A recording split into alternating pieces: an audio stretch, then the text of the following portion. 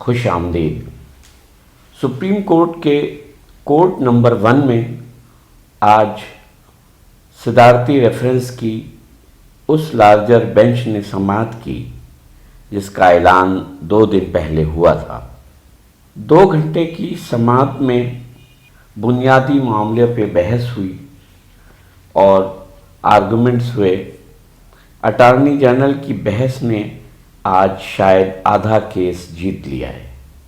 اس سماعت میں اسپیکر کے کردار پر بھی بات ہوئی۔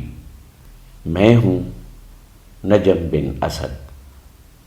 جسٹس منیب اختر صاحب نے کہا کہ آئین میں پارٹی کی مجموعی رائے انفرادی رائے سے بالاتر ہوتی ہے اور سیاسی نظام کے استحکام کے لیے پارٹی کی اجتماعی رائے کی ضرورت ہوتی ہے۔ پارٹی پالیسی سے انحراف کو روکنے کے لیے ہی 63A کا آرٹیکل شامل کیا گیا ہے۔ سیاسی جماعت ایک ادارہ ہے جس کی پالیسی ہوتی ہے تو ادارہ مضبوط ہوتا ہے۔ اٹارنی جنرل صاحب کا خیال تھا کہ اس پالیسی سے انحراف پر تاحیات نااہلی ہونی چاہیے۔ اس پر جسٹس منیب اختر نے کہا کہ انحراف کرنے والے کا ووٹ شمار نہ ہو۔ جسٹس جمال مندوخیل نے فرمایا کہ کیا D سیٹ ہونے تک ووٹ شمار ہو سکتا ہے؟ 18ویں ترمیم میں اس کا کوئی ذکر نہیں ہے۔ اٹارنی جنرل نے کہا کہ ضمیر کی آواز کیسی ہے کہ آپ اپوزیشن سے جا کر مل جائیں۔ جسٹس جمال مندوخیل نے کہا کہ بلوچستان میں اپنے ہی لوگوں نے اختلاف کیا اور حکومت بدل گئی۔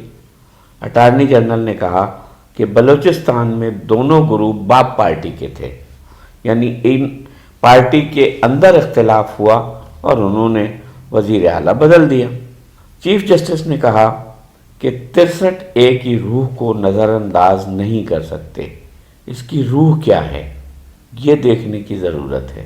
ایک اور بات یہ کہ عدالت کا کام خالی جگہ فل کرنا نہیں ہے۔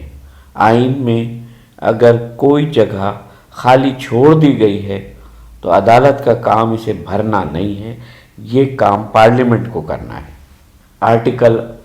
اور ہمیں آرٹیکل 55 کو بھی دیکھنا ہے۔ منحرف ارکان کی نااہلی کتنی ہونی ہے، اس کا اطلاق کب سے ہوگا؟ جسٹس اعجاز الحسن نے کہا کہ پارٹی کے سربراہ کے ڈکلیریشن کے بعد الیکشن کمیشن کا تو کوئی کام ہی نہیں ہے۔ جب پارٹی سربراہ نے کہہ دیا کہ یہ رکن منحرف ہو گیا ہے تو ان کا کام تو صرف فارمیلٹی رہ گیا ہے۔ منحرف رکن کو ووٹ دینے سے نہیں روکا جا سکتا۔ 63A کا اطلاق ووٹ دینے کے بعد سے ہی ہوتا ہے۔ اب سوال صرف یہ ہے کہ اس کا ووٹ کاؤنٹ کیا جائے گا یا نہیں، جس پر چیف جسٹس صاحب نے کہا کہ ووٹ کو شمار نہ کرنا تو ووٹ کی توہین ہوگی۔ اٹارنی جنرل نے کہا جناب تو پھر اور کیا کیا جائے؟ توہین نہ کی جائے تو کیا کرے؟ اسے سزا ہی دینا تو ہے، ایوارڈ تو نہیں دے سکتے۔ اس طرح اگر ہر رکن اپنی 1.5 اینٹ کی مسجد بنائے گا تو نظام کیسے چلے گا؟ جسٹس جمال مندوخیل نے کہا کہ 63A(4) میں ممبرشپ ختم ہونا نااہلی ہے۔ اٹارنی جنرل نے کہا کہ یہ بات آرٹیکل 62 سے شروع ہوتی ہے، پھر 63 اور پھر 63A ہے۔ ہمیں ان سب کو ملا کر پڑھنا ہے۔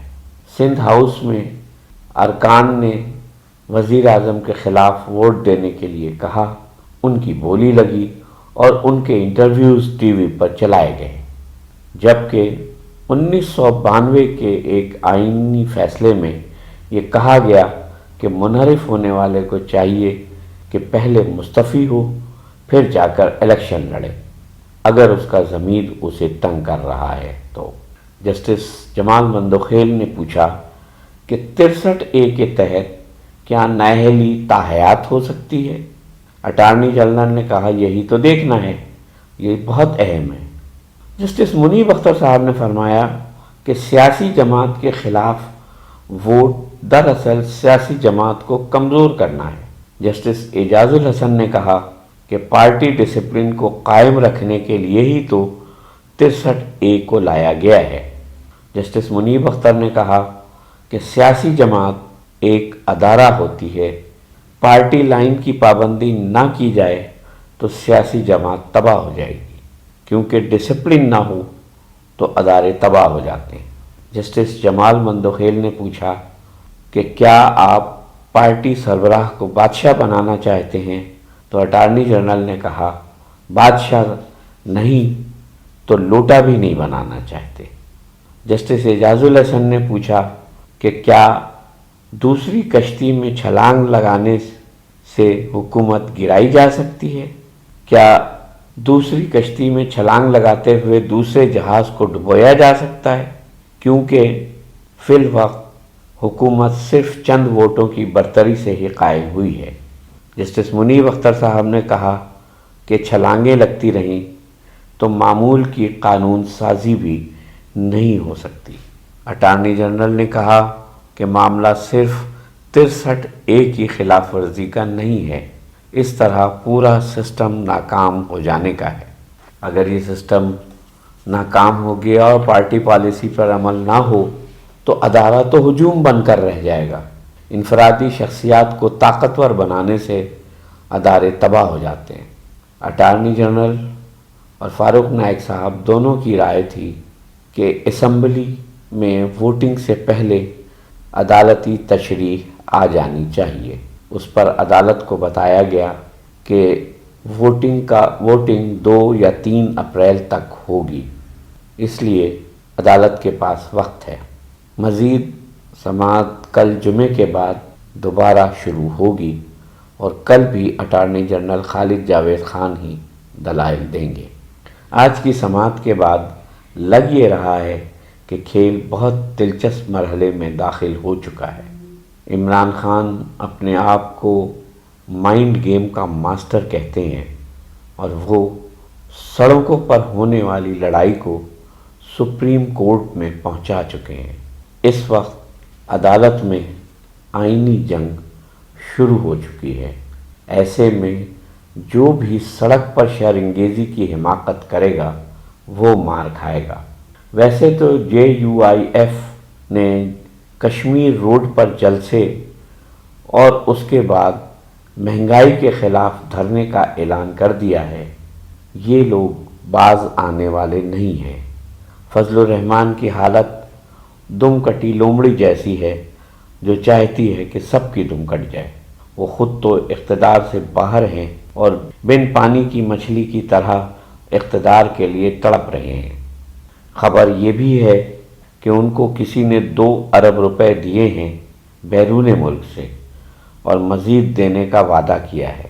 عمران کو کرسی سے اتارنے کے لیے کوئی کہیں پر بیٹھا کچھ بھی کرنے کے لیے، کسی بھی حد تک جانے کے لیے تیار ہے۔ اور آخر میں جاتے جاتے یہ خبر کہ عامر خان متحدہ کے عامر خان نے اس خبر کی تردید کر دی ہے کہ MQM PTI کے خلاف جانے کا ارادہ رکھتی ہے۔ ان کا کہنا ہے کہ یہ ٹھیک ہے کہ ہمارے بہت سے کام نہیں ہو سکے ہیں، لیکن PTI سے ہمیں کوئی بہت بڑی شکایت بھی نہیں ہے۔ ملتے ہیں کل کی سماعت کی تفصیلات کے ساتھ اگلے ویڈیو میں۔